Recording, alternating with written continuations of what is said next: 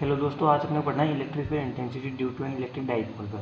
लेकिन किस पे पढ़ना है? एक एक्सियल पे होता है और एक इक्वेटोरियल पे होता है। लेकिन अपने को यहाँ पढ़ना है एक्सियल पे। तो एक्सियल पे पढ़ने के लिए यहाँ पे क्या है, यहाँ पे इलेक्ट्रिक डाइपोल है ना। तो डाइपोल की क्या होती है? डायरेक्शन नेगेटिव टू पॉजिटिव होती है। हाँ, तो देखो ये डायग्राम में मैंने बनाया ना, तो यहाँ पे ये इलेक्ट्रिक फील्ड यहाँ पे पास में आ रही है, किसकी वजह से आ रही है? नेगेटिव चार्ज की वजह से। और यहाँ पे दूर जा रही है किसकी? पॉजिटिव चार्ज की वजह से। और अपने को किस पर इलेक्ट्रिक फील्ड कैलकुलेट करना है? पॉइंट पी की वजह से, पॉइंट पी पर, ठीक है ना। तो यहाँ पे मैंने ये लिखा है कि लेट द डिस्टेंस ना पॉइंट पी से फ्रॉम द मिड पॉइंट कितना है? इलेक्ट्रिक डाइपोल आर है और द डिस्टेंस है इलेक्ट्रिक डाइपोल को 2 है। देखो ए है और ए, तो दोनों को मिलाकर 2 हो गया। तो अपने को अभी निकालना है क्या? इलेक्ट्रिक फील्ड निकालना है। किस पे निकालना है? किसके कारण निकालना है? पॉइंट इलेक्ट्रिक फील्ड निकालना है अपने को। इस पर इलेक्ट्रिक फील्ड निकालना है। किसके कारण निकालना है? नेगेटिव चार्ज के कारण 8 पॉइंट पी पे निकालना है। तो इस बात को यहाँ पे लिख देते हैं अपन। इलेक्ट्रिक फील्ड किसी का निकालना है? ड्यू टू नेगेटिव चार्ज लिख दो। Due to negative 8 point P पे, 8 पॉइंट पी पे निकालनी है। तो यहाँ पे इलेक्ट्रिक फील्ड लिख देना।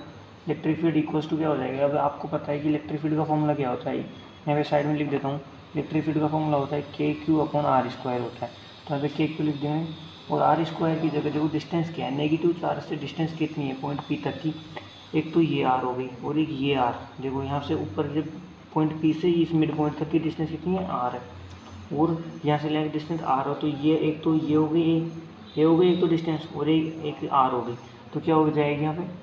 आर प्लस ये हो जाएगी ना। और इसका स्क्वायर चल ही रहा है तो यहाँ पे स्क्वायर हो जाएगी। इसे इक्वेशन नंबर फर्स्ट मान लेना। और अब किस पे निकालेंगे? इलेक्ट्रिक फील्ड निकालेंगे किसे? नेगेटिव प्लस चार्ज पे। यहाँ पे लिख देंगे। देखो ऊपर वाला लिखना है इलेक्ट्रिक फील्ड ड्यू टू, बस यहाँ पे पॉजिटिव चार्ज के लिए निकालना है, 8 पॉइंट पी पे निकालना है, ठीक है ना। 8 पॉइंट पी पे निकालना है ना यहाँ पे। तो यहाँ पे अपन क्या करेंगे? इलेक्ट्रिक फील्ड, तो यहाँ पे दोबारा वही लिख देंगे। इलेक्ट्रिक फील्ड इक्वल्स टू, देखो यहाँ पे क्या है? नेगेटिव चार्ज के लिए ई निकाला, तो यहाँ पे ई लिख देना और यहाँ पे ई भी लिख देंगे। तो इससे ना पता लग जाएगी कि ई के लिए और ये ई बी के लिए है। तो यहाँ पे क्या हो जाएगा? के क्यू तो हो जाएगा, लेकिन यहाँ पे ई, यहाँ पे क्या निकालना है? के बी के लिए निकालना है। तो देखो ये आर नहीं आ रहा ना, यहाँ पे यहाँ से लेके यहाँ तक डिस्टेंस आ रही है, ये नहीं आ रही। तो यहाँ से और ये आर आ रहा है, तो इसको आर माइनस ए कर देंगे। आर माइनस ए कैसे हो गया? देखो ये डिस्टेंस नहीं आ रही ना, ये आर की डिस्टेंस क्या है? पॉइंट पी से इस मिड पॉइंट तक ही है ना, लेकिन ये नहीं आ रहा क्योंकि बी पॉइंट तो यहाँ पे रह गया, इसीलिए। तो इक्वेशन नंबर सेकंड हो जाएगी। अपने को नेट इलेक्ट्रिक फील्ड निकालनी है। नेट इलेक्ट्रिक फील्ड निकालनी है। Electric field, net electric field के लिए क्या होगा? ई इक्वल्स टू क्या हो जाएगा? अब आप सोच रहे हो कि पहले कौन सा आएगा, तो सबसे पहले पॉइंट पी के पास में ज़्यादा कौन है? ये है ना इलेक्ट्रिक फील्ड बी, तो ई बी माइनस ई ए हो जाएगा। और अब ई वी की वैल्यू क्या दे रखी है यहाँ पे? के क्यू अपॉन आर माइनस ए, इसका स्क्वायर माइनस के क्यू अपॉन आर प्लस ए का स्क्वायर दे रखा है ना। इसको अपन कॉमन ले लेंगे, फिर नेक्स्ट पेज पे चलते हैं, फिर लेंगे कॉमन।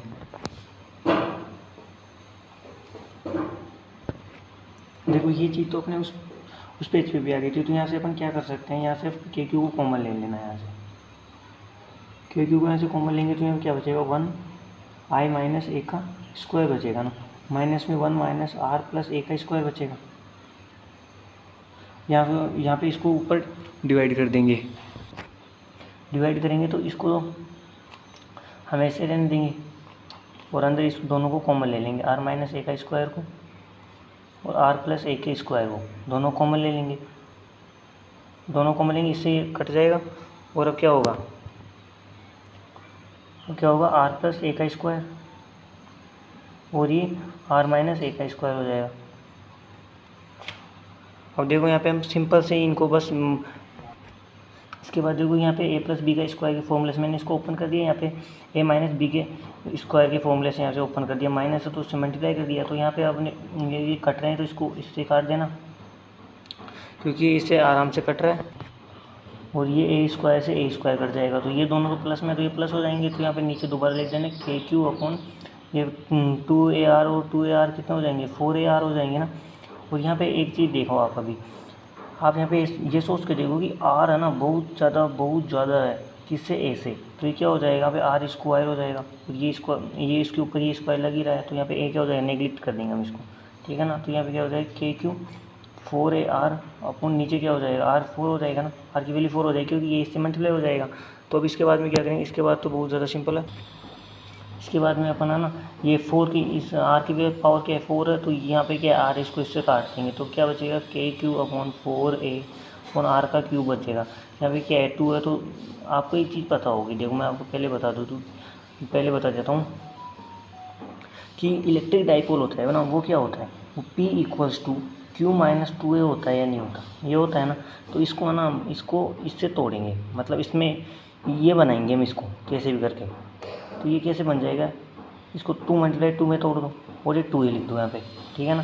यहाँ पे नीचे क्या हो जाएगा R के लिए क्यूब हो जाएगा, तो 2A और ये क्यूब, क्या ये नहीं बन रहा है ना। तो यहाँ पे क्या लिख देंगे अपन के, इसकी जगह क्या लिख देंगे P लिख देंगे, और ये 2 बच रहा है ना तो ये 2 लिख देंगे, नीचे R क्यूब लिख देंगे, बस ये क्या हो जाएगा इसका आंसर हो जाएगा। लेकिन अगर इसे वेक्टर फॉर्म में लिखना चाहोगे ना तो वो भी लिख सकते हैं, जैसे कि यहाँ पे लिख सकते हैं कि इन वेक्टर फॉर्म। तो वेक्टर फॉर्म में क्या हो जाएगा, वेक्टर फॉर्म में अपना क्या था इलेक्ट्रिक फील्ड थी ना, तो इलेक्ट्रिक फील्ड पे वेक्टर लग जाएगा, क्योंकि जो वेक्टर क्वांटिटी होती है ना उन पे वेक्टर लग जाता है। और ये क्या है इलेक्ट्रिक डाइपोल, ये भी वेक्टर क्वांटिटी होती है और इसकी जगह R क्यूब लग जाएगा, बस यही होता है। Okay bye, thank you.